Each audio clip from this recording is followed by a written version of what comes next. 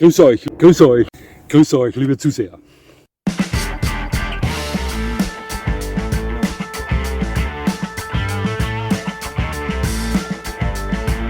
Ich freue mich sehr, dass Sie da sind.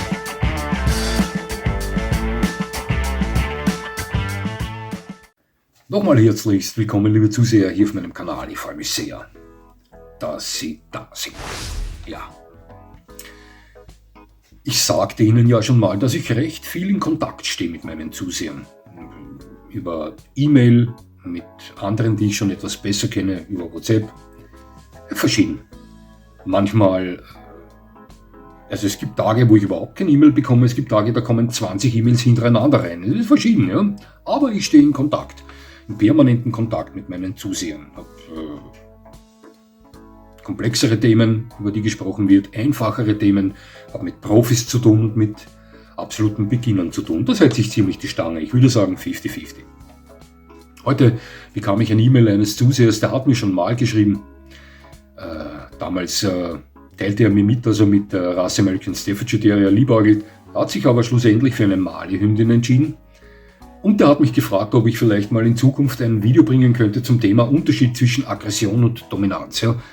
Ich sagte, es ist nicht so einfach, da ich dieses Thema sehr häufig in meinen Videos anspreche. Aber ich werde in Betracht ziehen, dieses Video mal anzugehen und schauen wir mal. Vor einigen Tagen bekam ich eine E-Mail eines Herrn, da ging es ums häufigste Thema, das mir entgegengeschleudert wird in E-Mails. Was für ein Hund. Nur dieses E-Mail war ganz speziell, denn hier lag der Schwerpunkt auf die Frage großer Hund oder kleiner Hund. Und ob es da wirklich gravierende Unterschiede gibt. Oder ob der einzige Unterschied nur in der Größe und im Gewicht liegt. Ja. Das war wieder so ein Stoß, so eine Inspiration zu einem Video für meinen Kanal. Und das sehen Sie heute. Und genau dieses Video zielt natürlich wieder zu 90% auf Neulinge ab. Ist sicher auch für Profis interessant, aber eher gedacht für Menschen, die Feuer und Flamme für Hunde sind, aber noch nicht zu 100% Durchblick haben. Sie verstehen schon, was ich meine. Das ist ja ein großer Grund, weshalb mein Kanal überhaupt existiert, um eben solche Leute zu erreichen, um ihnen das Leben mit ihrem ersten Hund in Zukunft etwas erleichtern zu können. Ja.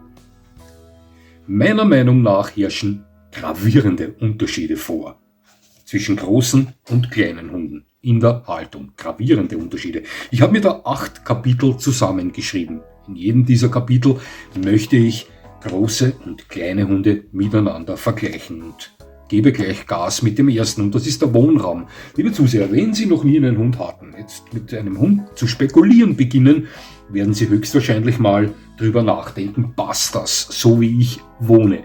Besser für einen großen oder für einen kleinen Hund? Ich sage, wenn Sie Besitzer eines Hauses mit Garten sind, dann ist es eigentlich egal. Ne? Doch wenn Sie in einer Wohnung leben, hier ist es berechtigt zu spekulieren. Ja? Sie kennen meine Einstellung zum Thema Hundehaltung in der Wohnung. Das ist eine positive. Ich habe jetzt meinen 4. Hund und alle 4 lebten in einer Wohnung. Und obwohl ich weiß es, weil ich es schon oft gelesen und sogar schon mal gehört habe, dass es Leute gibt, die behaupten, Hundehaltung in Wohnungen kommt Tierquälerei gleich. Ja? Kontere ich sofort und ohne nachzudenken mit, das ist absoluter, ausgewachsener Schwachsinn. Ich sage Ihnen was. Ich kenne allein hier in Neudörfl 2 Hunde, die sind im Besitz von Leuten mit Haus und Garten. Paradies, gell? Das Problem ist nur, dass diese beiden Hunde das Grundstück in ihrem ganzen Leben noch nie verlassen haben. Mit diesen Hunden wird nicht spazieren gegangen. Die gehen nicht Gassi. Die fristen ihr Dasein im Garten. Der eine Hund das ganze Jahr über, der hat auch im Garten draußen seine Hundehütte, der andere dürfte scheinbar ins Haus rein dürfen. Mein Hund ist ein Wohnungshund. Der erlebt mit mir ein Abenteuer nach dem anderen. Ist 3-mal am Tag zwischen 3,5 und 4 Stunden mit mir Zisch unterwegs. Ich würde behaupten, dass es meinem Hund 10-mal besser geht, obwohl er ein Wohnungshund ist. Also, Wohnungshaltung für Hunde, Tierquälerei, Schwachsinn. Ja. Es kommt immer darauf an, was man daraus macht als Halter. Selbstverständlich kann man auch Riesenrassen in der Wohnung halten. Es kommt immer auf die Wohnfläche an. Das ist ganz klar. Ich kannte einen Hundebesitzer mit einer 40 Quadratmeter Wohnung und 2 Leonbergern. Das ist ein Wahnsinn. Ja? Also hier sollte man schon seinen Hausverstand einsetzen. Aber selbstverständlich gehen auch große Hunde in der Wohnung. Es kommt auf die Wohnfläche an, ganz klar. Doch klar haben hier kleine Hunde einen Vorteil. Was nicht heißt, dass man den kleinen Hund zu Hause weniger spürt. Wenn Sie sich als Beispiel triebige Terrier ansehen, die gerne den ganzen Tag zu Hause unterwegs sind, unermüdlich, während sie häufig mit riesigen Molossern nach Hause kommen vom Spaziergang und sich der Hund irgendwo zusammenrollt und sofort schläft, nicht mehr zu spüren ist. Ja? Aber es ist schon ein Unterschied, ob sich ein Molosser im Vorzimmer breit macht und Sie die Kletterausrüstung auspacken müssen, um vorbei zu können, oder ob sich dort ein Terrier hinlegt. Um das geht's. Also hier haben kleine Hunde einen großen Vorteil gegenüber großen Hunden. Das ist ein gravierender Unterschied, wenn es um Wohnraum geht, meiner Meinung nach. Sehen wir uns mal die Kosten an. Die habe ich aufgeteilt, also aufgegliedert in verschiedene Kategorien. Anschaffungskosten. Hier nehmen sich weder kleine Hunde noch große Hunde was. Ja, schauen Sie, die Anschaffungskosten, wenn wir von Rassehunden jetzt sprechen, ist verschieden. Sie können Malteser beim Züchter um 1.000 Euro erwerben mit Papiere, Sie können Malteser beim Züchter um 7.000 Euro erwerben bei einem Züchter. Dasselbe gilt für eine deutsche Dogge. Werden Sie vielleicht mit Papiere um 1.000 Euro irgendwo kriegen, glaube ich zwar weniger, aber vielleicht. Ja. Genauso werden Sie sie um 7.000 Euro erwerben können. Das sind jetzt nur grobe Beispiele. Ja. Also die Anschaffungskosten, hier gibt es keine Unterschiede. Es kommt auf die Zuchtstätte an, es kommt auf die Rasse an und so weiter. Ja. Interessant wird es bei zum Beispiel den Futterkosten. Schauen Sie, ich weiß schon, es gibt viele Hunde, die kleiner sind als die größeren und dennoch mehr fressen als die größeren. Ein gutes Beispiel ist mein Vito. Vito hat eine Schulterhöhe von 65 cm, die meisten von Ihnen wissen diese Daten schon. Und ist aktuell zwischen 37 und 38 Kilo schwer, aber der zischt mit mir 4 Stunden am Tag durch die Gegend, verbrennt viel, ist recht triebig. Mein Boris, mein erster Hund, hat eine Schulterhöhe von 72, 73 cm und war immer so zwischen 65 und 68 Kilo schwer. Also weit mehr Substanz. Größer, schwerer, ein richtiger Bär. Vito frisst das Doppelte. Aber Vito ist kein kleiner Hund. Vito ist ebenfalls ein großer Hund. Er ist aber kleiner als Boris war. Wenn wir uns aber jetzt wirklich kleine Hunde ansehen, dann kann das noch so ein triebiger Teufel sein. Er wird nicht das an Menge verzehren, was ein großer Hund, auch wenn er noch so ein Phlegmatiker ist, verzehrt. Also, wenn es um die Futterkosten geht, haben kleine Hunde selbstverständlich einen Vorteil. Dasselbe gilt für Ausrüstungsgegenstände. Alles ist kleiner, Brustgeschirr, Leine, Maulkorb, Bettchen, der Korb, Hundekorb und so weiter. Ergo, es kostet weniger. Tierarztkosten, auch hier haben die kleinen Hunde große Vorteile. Erstmals gelten sie häufig als gesünder und zweitens, sollten sie Medikation brauchen, dann ist die in geringerem Ausmaß zu verabreichen, also billiger als bei großen Hunden. Milligramm Zytopoint, der braucht 10 Milligramm, der große Hund braucht 40 Milligramm einmal im Monat. Zum Beispiel, apropos Zytopoint, dieses Mittel gegen diese Allergieschübe, die mein Hund monatelang bekommen hat, jedes Monat. Wir haben vor etwa 5 Monaten damit abgesetzt. Aber ich möchte es nicht verschreien. Aktuelle Medikation 0,0. Ich hoffe, es bleibt so. Ist jetzt knapp ein halbes Jahr. Es geht ihm blendend. So. Kosten. Hier haben selbstverständlich die kleinen Hunde einen großen Vorteil den großen Hunden gegenüber. Ganz klar. Die Pflege. Auch da brillieren die kleinen Hunde. Alles ist kleiner, weniger Fläche. Ob das ist Fell, ob das sind die Krallen, die weit weniger kräftig sind, wenn sie zwicken oder tremmeln. Fellpflege. Wenn ich mich zurückerinnere an Arax, den schwarzen russischen Terrier meiner Bekannten Marion, ein Kumpel von Vito, ein Hund, der mir eine Erinnerung verpasst hat. Sie werden das, ich habe das schon mal versucht zu zeigen. Sie sehen diese Narbe nicht. Sieht man die? Na, die sieht man nicht. Sie ist doch nicht groß. Ja, völlig egal.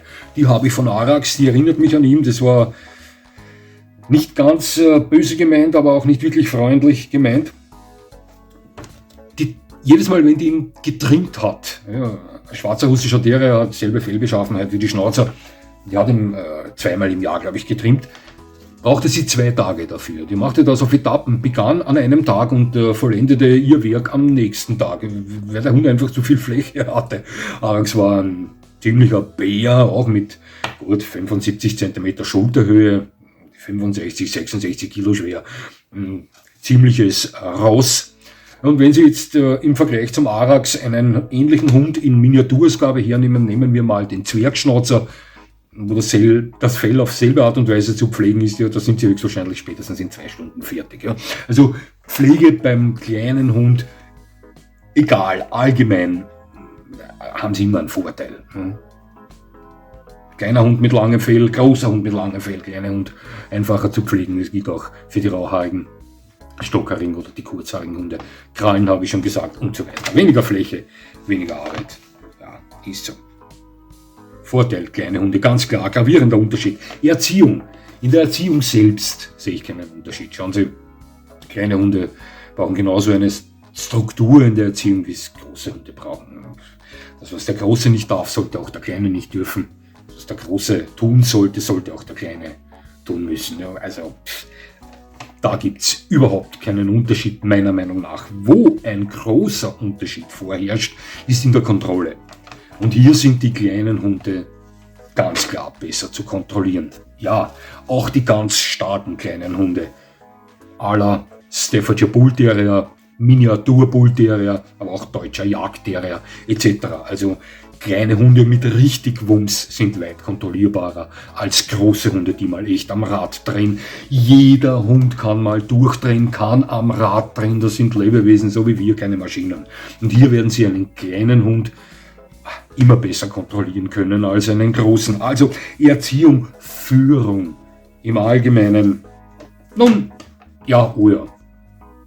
Großer Vorteil für die Kleinen, meiner Meinung nach. Bewachen und beschützen. Und das ist die erste Kategorie, wo die Großen ganz klar die Nase vorne haben. Logisch. Schauen Sie, liebe Zuseher, wenn es rein nur ums Bewachen geht, können die Kleinen gut mithalten. Wir haben zum Beispiel bei den Terriern viele Hunde dabei, die äußerst aufmerksame Melder sind. Höchst alarmbereit in allen Situationen, wissen wir. Manchmal sogar zu alarmbereit. Ja. Und wenn es rein ums Melden geht, können sich bei den kleinen Hunden die Großen oftmals was absehen. Gar keine Frage. Doch das war's dann schon wieder. Denn wenn es um die körperliche Präsenz geht, als Wachhund auf einem Grundstück, auf einer Einsehbahn, können die Kleinen mit den Großen nicht mithalten. Wieso? Nun schauen Sie, gehen Sie mal bei einem Grundstück vorbei. Es ist ein kleiner Hund und ein großer Hund drin. Der große Hund wird Sie selbstverständlich mehr beeindrucken als der kleine Hund. Das ist nun mal so. Außerdem haben die großen Hunde meistens die kräftigere Stimme, doch täuschen Sie sich nicht. Ich kannte einen Basset. Wenn der bellte und Sie standen vor der Tür und wussten nicht, dass da ein Basset dahinter ist, erwarteten Sie, wenn die Tür geöffnet wurde, einen 100 Kilo Mastiff, einen derartigen Bass hatte der. Aber im Normalfall haben die großen Hunde die kräftigere, lautere Stimme und auch das ist eine Sache, die recht wichtig ist beim Bewachen. Ja, ganz klar. Und wenn wir zum Thema Schutz kommen, schauen Sie, wenn Sie ein Mensch sind, der zwischen großen und kleinen Hunden hin und her schwankt, aber zu einem Schutzhund tendieren, dann stoppen Sie den Gedanken an kleine Hunde. Schauen Sie, es gibt sehr viele kleine Hunde mit ausgeprägtem Schutztrieb, das wissen wir. Und hier nochmal die Terrier erwähnt, die sind oftmals mit stark ausgeprägtem Schutztrieb gewappnet, möchte ich mal sagen. Doch ein Hund mit 8 Kilo kann den im seltensten Fall umsetzen. Einem wirklich entschlossenen Aggressor gegenüber, der sich generell nicht vor Hunden fürchtet. Ja. Also dem kann ein kleiner Hund nicht wirklich viel entgegenwerfen. Anders sieht es aus bei den klassischen Schutzhunden, deutscher Schäferhund, Dobermann, Rottweiler, Riesenschnauzer etc. Also, dass die im Normalfall einem nicht bewaffneten Aggressor zumeist mindestens ebenbürtig sind. Und das wissen wir. Das sind Hunde, wo sie sich im Normalfall keine Sorgen um ihre Sicherheit machen müssen. Also, wenn es um Bewachen und Beschützen geht, Die Kleinen können eventuell etwas mithalten beim Bewachen, auch nicht ganz, ja, fallen aber völlig weg beim Thema Schutz. Das ist ganz klar eine Kategorie der Großen, hier haben die Großen nicht nur Vorteile, sondern hier kommen die Großen zum Zug und die Kleinen eigentlich nur beim Thema Bewachen. Ja. Freizeitpartner, Aktivitäten, ja. Hier könnte ich eigentlich keinen Vorteil weder den Kleinen geben noch den Großen geben. Ja, es gibt einige Dinge zu besprechen. Schauen Sie, wenn Sie ein Mensch sind, der gern Kilometer über Kilometer absolviert, dann ist ein großer Hund zumeist hier vom Vorteil. Ein hochläufiger Hund mit längerem Rückgrat, der mehr für das Laufen, für das Traben gemacht ist. Als Beispiel möchte ich Ihnen einen Dandy Diamond Terrier oder einen Dackel nennen. Das sind zwar sehr bewegungsfreudige, sportliche Hunde, doch sind ihnen, wenn es um zurückgelegte Wegstrecken geht, schon Grenzen gesetzt. Anders sieht das aus bei hochläufigeren Hunden, Dobermann, deutscher Schäferhund, etc., etc. Sie wissen schon, ja. Doch sonst, wenn es um Freizeitaktivitäten geht, sind doch die Kleinen mit ihnen überall dabei. Wenn es Hunde sind, die generell Spaß an dieser Sache haben. Es gibt ja auch Hunde bei den Kleinen, die gibt es aber bei den Großen auch, ja. Also nehmen wir zum Beispiel Mastino Napolitanos her oder wirklich schwere Mastiffs. Das sind höchstwahrscheinlich kleine Hunde, die vor Freude springen werden, wenn sie sagen, so, jetzt gehen wir joggen. Ja, aber genauso gibt es die auch bei kleinen Hunden. English Bulldog, der schon fast in die mittelgroßen oder eigentlich eher ein mittelgroßer ist, aber französischer Bulldog ist nicht unbedingt ein Hund, der ständig laufen möchte. Ja, Kurzsprinten liegt dem eher. Ja. Nicht sportliche Hunde, verstehen Sie mich nicht falsch, aber oftmals Probleme mit Daten. Französische Bulldog. Ja, aber generell für Hochleistungssport eher die großen, hochläufigen Hunde geeignet. Doch für, sage ich halt einmal, sportliche Aktivitäten, Freizeitaktivitäten, die sich im normalen Rahmen bewegen, sind doch die Kleinen voll dabei. Gar keine Frage. Abrichtesport. Ja, das ist so eine Sache, ich sage Ihnen was, eine Gewöhnungssache. Also für den Turniersport, glaube ich, fahren Sie mit den Großen besser. Es gibt auch, ich rede nicht von den Mittelgroßen, sondern von den Kleinen und den Großen. Es gibt auch kleine Hunde, die glänzen am Platz. Aber was soll ich Ihnen sagen? Ich weiß nicht, wie oft ich schon Hunde von unseren Mitgliedern am Platz zur Demonstration geführt habe. Aber es waren oft kleine Hunde, mittelgroße und große Hunde. Ich kann mich noch erinnern, jedes Mal, wenn ich mir einen kleinen Hund eines unserer Mitglieder nahm für eine Demonstration, dann kam es mir vor, als würde ich ein Auto mit einem Joystick lenken. Wissen Sie, was ich meine? Ich kam damit zurecht, aber es war ungewohnt. Wenn ich mir einen mittelgroßen oder großen Hund von einem unserer Mitglieder ausborgte für eine Demonstration, wie man das zum Beispiel so machen sollte oder so machen sollte, dann war das für mich schon so, als hätte ich ein griffiges Sportlein gerade in der Hand, mit dem ich gut zurechtkomme. Verstehen Sie, was ich meine? Ich bin große Hunde mehr gewohnt.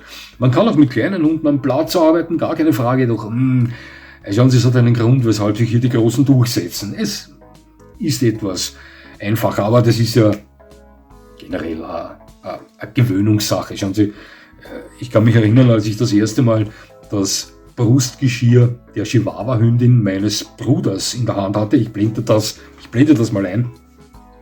Das ist ein Wahnsinn, ja. Das kann ich wieder um den Vorderlauf binden und das passt. Ja. Man muss sich an so etwas gewöhnen. Ja. Wenn man sich an sowas gewöhnt, dann geht das schon. Ja. Im Vergleich dazu das Brustgeschirr meines Hundes, welches auch kein riesiges ist. Er ist ja kein Riese, er ist ein großer Hund, aber kein Riese. Aber wenn mein Bruder das bei mir hängen sieht, dann kommt es ihm wiederum so vor, als, weiß ich nicht, würde ich damit ein Pferd satteln wollen. Ja. Im Vergleich zu dem von seiner Chihuahua-Hündin. Ja. Wahnsinn. Aber Geschmackssache, ja, ist nun mal so. Ja, also Freizeit, Unternehmungen, Freizeitpartner, Hund, klein oder groß, gravierende Unterschiede, nun eher bei den Hochleistungssportarten. Joggen, wirklich lange Märsche hinlegen, Radfahren. Ich persönlich habe meinen Hund noch nie dabei gehabt beim Radfahren. Ist mir zu unsicher. Doch ich möchte für jeden Kilometer, den ich schon gejoggt bin in meinem Leben, hätte ich gern 10 Euro, liebe Zuseher. Wow. Ich glaube, ich könnte mir eine Insel kaufen davon. Ja. Also zu Zeiten, als ich noch kampfsporttechnisch turniermäßig unterwegs war, in Vorbereitungszeiten, lief ich nur, da hatte ich immer meinen Hund dabei. Für solche Dinge eignen sich größere Hunde besser als die wirklich kleinen. Zumindest als die wirklich kleinen mit kurzen Beinen. Weil, wenn ich mir ansehe, Fox Terrier und so weiter, es gibt auch kleine Hunde, die recht hochläufig sind, also die sind da ebenfalls mit ihnen voll dabei. Ja, doch, wie gesagt, vielleicht leichte Vorteile für große Hunde beim Thema Freizeitpartner. 2 haben wir noch. Thema Reisen. Klarer Vorteil für die kleinen Hunde. Kleine Hunde sind diesbezüglich immer handlicher. Egal, ob sie in ein Hotel mit dem Hund fahren in den Urlaub oder ob sie ihn im Auto transportieren, in einer Box oder außerhalb einer Box. Sie müssen nicht unbedingt auf einen Kombi, einen SUV oder einen Van schielen, so wie ich es jetzt machen musste. Bevor ich jetzt meinen SUV hatte, hatte ich ja eine Limousine. Das war eine Fehlentscheidung meinerseits. Ich wollte unbedingt dieses Auto haben. Die Maschine hat mich beeindruckt hin und so weiter. Oder, wie, du passt schon rein. Ich habe ihn immer auf der Rückbank liegen gehabt in diesen Hundebetten. Sie wissen schon, aber er sagte dann nach 2 Monaten schon, na, solange ich Vito habe, kommt keine Limousine mehr ins Haus. Mein Wagen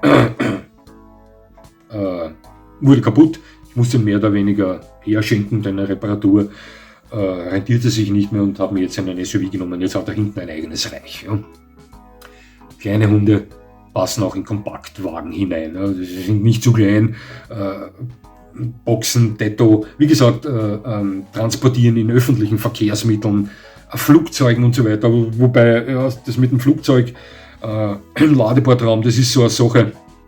Ich habe 3,5 Jahre am Flughafen gearbeitet. Ich würde meinen Hund nie mit dem Flieger oder dazu verdonnen, mit mir fortzufliegen. Da kommt man da nicht rein. Ich weiß, wovon ich spreche. Ich habe genug Hunde verzurrt im Ladeportraum. Aber es muss jeder selbst wissen, was er tut. Aber mit kleinen Hunden ist das Verreisen, das Transportieren und so weiter natürlich viel einfacher. Da haben die kleinen Hunde großen Hunden gegenüber einen Vorteil. Letzte Kategorie ist die Lebenserwartung. Liebe Zuseher, auch da gravierender Unterschied. Denn während bei den großen Hunderassen die kurzlebigsten dabei sind, sind bei den kleinen Hunderassen die langlebigsten dabei. Wir haben bei den großen Hunderassen zum Beispiel mit der Bordeaux Dogge oder der deutschen Dogge Hunde, die häufig nicht älter als 6 Jahre werden. Ewig schade, ja. Während wir bei den kleinen Hunden viele Hunde dabei haben, die 16, 17, 18, 20, 22 Jahre alt werden können. Manche sogar noch älter. Ist nun mal Fakt. Das ist so, die kleinsten oder die kleinen Hunde haben eine weit höhere Lebenserwartung als die großen Hunde, was ebenfalls ein großer Vorteil sein kann oder ist, wenn es ihnen egal ist, ob sie einen großen oder einen kleinen Hund haben. Sie wollen nur so lange wie möglich mit ihrem geliebten Schatz zusammenleben. Und dann entscheiden sie sich für einen kleinen Hund. Ja, liebe Zuseher, das waren die 8 Kategorien. Ich würde sagen, kleine Hunde haben großen Hunden gegenüber viele Vorteile zu bieten. Na, jetzt werden Sie mich fragen, weshalb stehst du dann eher auf große Hunde, nur weil es so ist. Ich komme mit großen Hunden einfach besser zurecht. Es gibt auch viele kleine Hunde, die mir gut gefallen, weil wenn ich wählen könnte, ich würde mich immer für größere Hunde entscheiden, wobei mein zweiter Hund Attila, ein American Pitbull, der ja ebenfalls kein großer Hund war, mit um die 48 cm Schulterhöhe, eher mittelgroß war. Aber wirklich zu kleine Hunde, ja, wenn es die Umstände nicht anders zulassen würden, würde ich mir auch einen sehr kleinen Hund nehmen. Ne? Aber generell tendiere ich eher zu den größeren Hunden. Ich habe aber noch einen Vorschlag für Sie. Wenn Sie dieses Video noch immer nicht davon überzeugt hat, welcher Hund oder welche Größe, groß oder klein, für Sie besser ist, gibt es natürlich noch eine dritte Alternative und das sind mittelgroße Hunde. Boom! Ja, hier 8 davon. Es gibt wahnsinnig fantastische mittelgroße Hunde und mit mittelgroßen Hunden schlagen Sie oftmals 2 Fliegen mit einer Klappe. Ist nur ein Tipp von mir. Da gibt es einige Kapazunder dabei, wo ich nicht lange nachdenken würde, wenn ich Vito nicht hätte, ja, bei den mittelgroßen Top-Hunde. Ja, liebe Zuseher, das war das Video. Großer Hund oder kleiner Hund. Gibt es da gravierende Unterschiede? Klar gibt es die. Sehr gravierende, sogar meiner Meinung nach. Viele Vorteile, die kleinen. Trotzdem bin ich ein Fan der großen. Auch der kleinen, aber ja, ich habe mich vorher sowieso schon erklärt. Es hat mich sehr gefreut, dass Sie mir zugesehen haben. Ich würde mich natürlich freuen, wenn Sie mir weiterhin zusehen. Und jetzt wünsche ich Ihnen noch einen schönen Tag. Das war's schon.